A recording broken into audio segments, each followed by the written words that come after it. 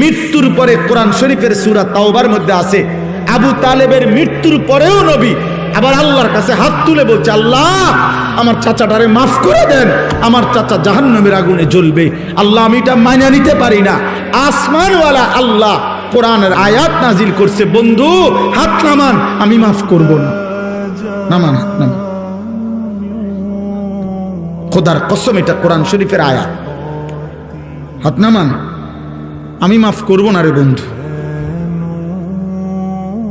কার হাত নামাইছে? কার হাত বুঝছেন? কার হাত? আপনি বুঝছেন উনি কেডা? আপনি বুঝেন উনি কে? আল্লাহর কি হয় জানেন? কলজাটা, কলজা, ওই মালিকের কলজার টুকরা এটা।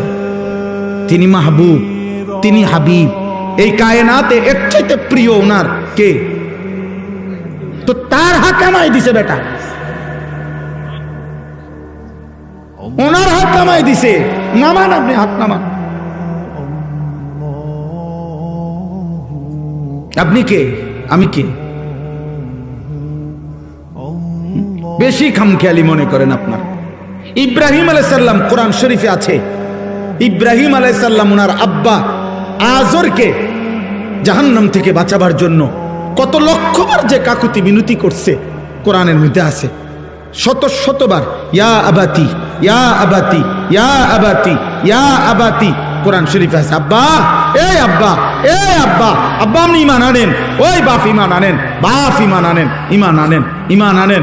আপনার জাহান্নামের আযাব ধরে ফেলবে রে আব্বা, আপনি শয়তানের গোলামি করেন না রে আব্বা। এইভাবে বলছেন। আসমানওয়ালা বলছে, ইব্রাহিম খলিল হইতে পারো তুমি আমার, আমি তোমার বাপের হেদায়েত দেব না।